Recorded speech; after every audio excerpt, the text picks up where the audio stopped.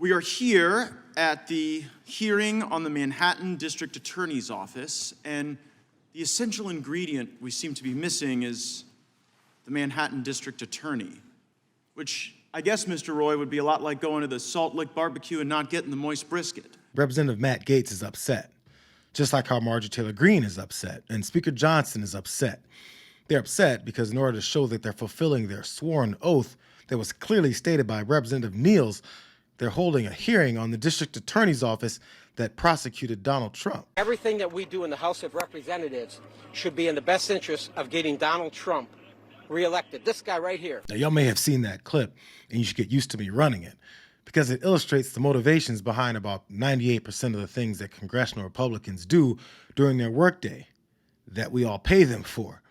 Keep it in mind as Matt Gaetz continues here. Now, to Mr. Jordan's credit, great credit, he sent a letter to Mr. Bragg on May 31st inviting him to come participate, and we got sort of a nasty gram back from Mr. Bragg on June 7th. And in this letter, I'm going to quote from it, Ms. Foley. Bragg says, "This office is committed to voluntary cooperation." Do you believe that? No. The letter continues, "That cooperation includes making the district attorney available to provide testimony on behalf of the office at an agreed upon date." Do you believe that? I'll believe it when I see it. Gaetz wanted Bragg and Assistant DA Matthew Colangelo at this hearing so that they could presumably turn their conspiracy theories into an hours-long political ad for Donald Trump with Bragg's presence for added drama. But since they didn't show up, Gaetz needed to get some attention. But they're not going to come because we ask. And they're not going to come because they say so. And we learned that by observing our dear friends at the Oversight Committee.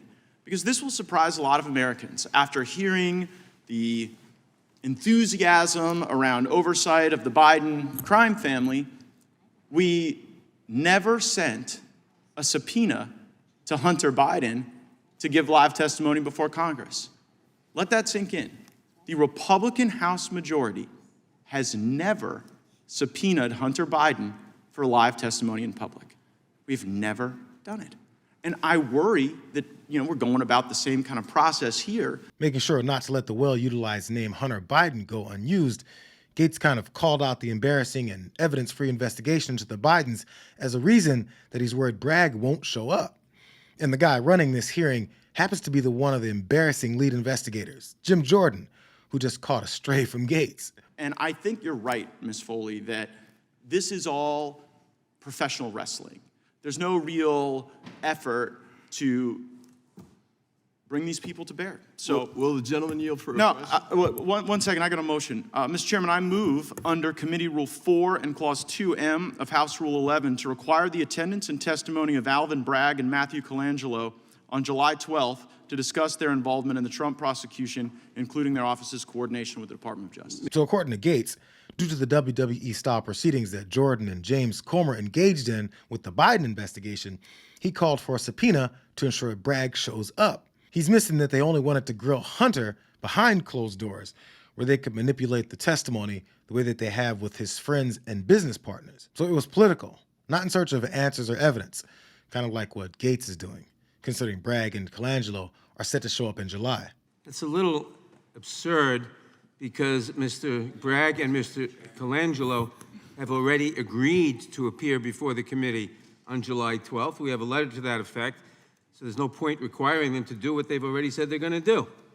The committee asked them to appear. They asked them to appear today. They made the point that or Mr. Bragg, I should say, made the point that he didn't think he should appear before the sentencing on July 11th, but he'd be available thereafter, and he's agreed to come on July 12th. By the way, Gaetz has every right to speculate that his intended targets are dodging his quest for justice over Trump facing justice, but we'll never know that until July 12th. I'm not sure if there's some advantageous reason that Gaetz would rather have this contentious hearing full of their conspiracies before sentencing on July 11th, but since he can't, he needs to make news in the meantime by asking for a subpoena, which Jordan asked him to pull back on. Let me finish. I want to deal with Mr. Gaetz' motion, then we'll take your unanimous consent. Mr. Bragg and Mr. Colangelo have agreed to come on the 12th. If they don't show up on the 12th, they will be subpoenaed. So I would ask the gentleman if he could withdraw the motion. They're coming We worked hard over the weekend to make sure they're coming. And if they change their mind, they will get a subpoena from the committee requiring them, compelling them to be here. Seems like there's more tension between House Republicans and just how wild Marjorie Taylor Greene likes to act. While Gaetz appears to be trying to make news, Jordan isn't interested in it, even though he's got the same marching orders that Gaetz has in trying to make Trump look better.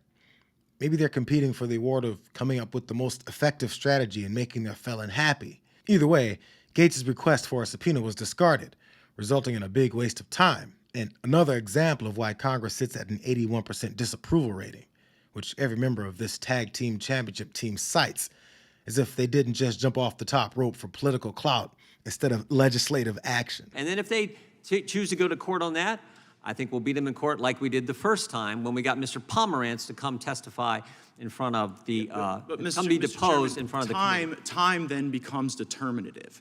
The problem is, if we're going to bring these people in, let's go. I've made a motion to subpoena these people now, pursuant to the rules, and I want to vote on my motion, or I want someone to move to table it. You made the motion to subpoena them for the 12th?